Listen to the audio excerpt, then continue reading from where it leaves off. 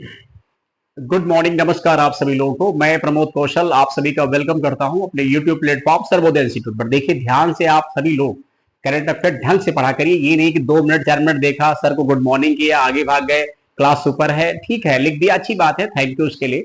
लेकिन हमारा मतलब कहने का दिखावा मत करिए, सीरियस होके पढ़ा करो। नौकरी तभी मिलेगी जब सीरियस होके काम करोगे। सबको मिलती है क्या?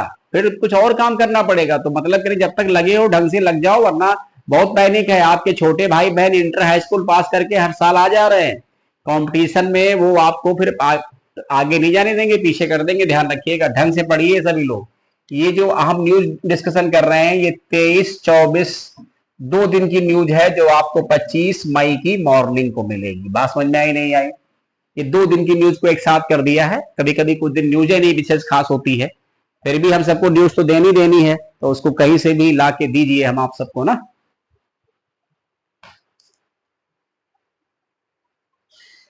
तो मतलब कह रही थोड़ा मेहनत कर लो तो काम चल जाएगा ना।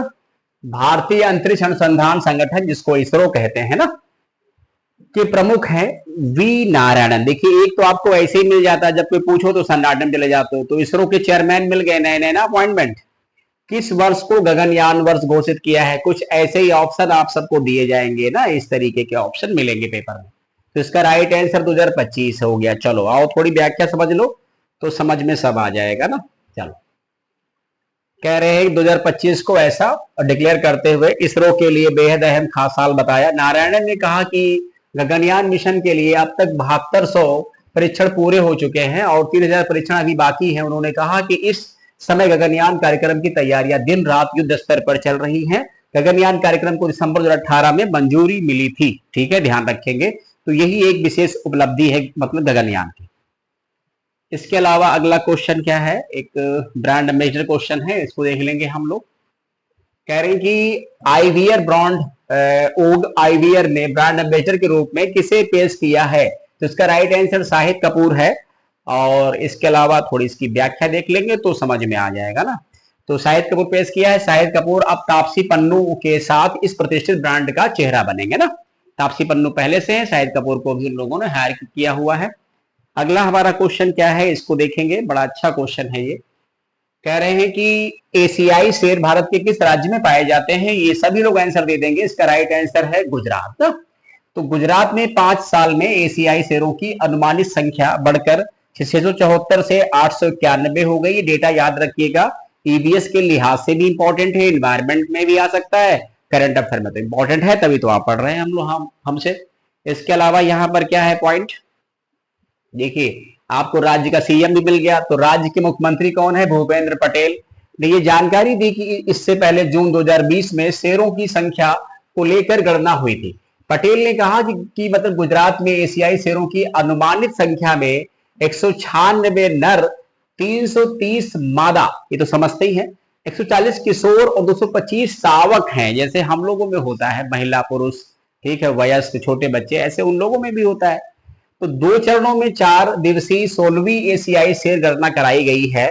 ये गणना राज्य के 11 जिलों के 35,000 वर्ग किलोमीटर क्षेत्रफल में की गई है। शुरुआती गणना 10 व 11 मई को की गई, जबकि अंतिम गिनती 12 व 13 मई को 3,000 से अधिक स्वयंसेवकों की मदद से की गई। एशियाई शेर केवल गुजरात के गिर राष्ट्रीय उद्यान और उससे लगे जिलों में पाए जाते हैं। स्पेशली तो इनका गिर वाला जिला, गिर राष्ट्रीय उद्यान फेमस है। जूनागढ़ में मिलेंगे आपको, गिर सोमनाथ, भावनगर, राजकोट, मोरबी, देवभूमि, द्वारिका, जामनगर, अमरेली, पोरबंदर और बोटाद में एशियाई शेर पाए जाते हैं। एशियाई शेर की प्रेजेंसी गुजरात में और कहीं नहीं मिलेगी। पूरे एशिया में एशियाई सिंहों का निवास स्थान गुजरात है, कहीं नहीं मिलने वाले। इसके अलावा ये क्वेश्चन भी मोस्ट इंपॉर्टेंट है, पढ़ लीजिएगा सभी लोग। अंतरराष्ट्रीय जैव विविधता दिवस कब मनाया गया? जिसका राइट आंसर 22 मई है। इंटरनेशनल बायोडायवर्सिटी डे 2025, ठीक है। और इसका थीम क्या है? प्रकृति के साथ सामंजस्य और सतत विकास थीम पर मनाया जाएगा। तो ये ध्यान रखेंगे ना, इंपॉर्टेंट है। 22 अप्रैल, 22 मार्च, 22 मई मोस्ट इंपॉर्टेंट है, ध्यान रखना। इसके अलावा अगला क्वेश्चन क्या है, हाल ही में कौन सा देश 2025-26 के लिए एशियाई उत्पादकता संगठन का अध्यक्ष बन गया? इसका राइट आंसर भारत है। आइए इसकी व्याख्या समझते हैं, यहां पर तो समझ में आ जाएगा। क्या लिखा है, एशियाई उत्पादक संगठन की मतलब 67वीं बैठक 20 से 22 मई 2025 जकार्ता इंडोनेशिया में हुई, राइट।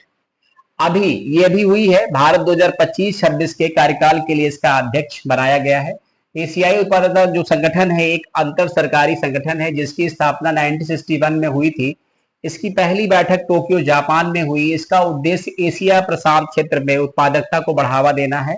इसका मुख्यालय टोक्यो जापान में है। इसमें शामिल देश की संख्या 21 है। देखिए सब कुछ लिख दिया गया है व्याख्या में बड़े विस्तार से।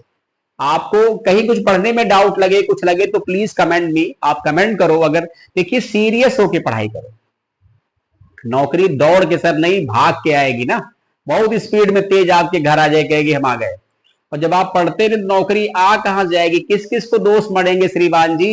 ये वक्त है आपके पक्ष में, इसे अपना बनाइए ना, वरना दोषी मढ़ते रह जाएंगे ना।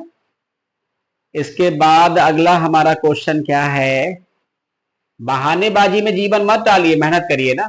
वर्ल्ड हाइड्रोजन समिट 2025 का आयोजन कहां किया जा रहा है, तो इसका राइट आंसर नीदरलैंड होगा। ये समिट 20 से 22 मई 2025 के मध्य रोटरडम नीदरलैंड में हुई है। ये समिट प्रत्येक वर्ष आयोजित की जाती है। इसका उद्देश्य ग्रीन हाइड्रोजन को बढ़ावा देना है। ग्रीन हाइड्रोजन का मतलब है जब हाइड्रोजन को बनाने के लिए रिन्यूएबल सोर्सेज जैसे विंड, वाटर, सोलर का इस्तेमाल करते हैं, तो इसी हाइड्रोजन को ग्रीन हाइड्रोजन के रूप में जाना जाता है। अगले क्वेश्चन को देखेंगे हम लोग क्या कह रहा है।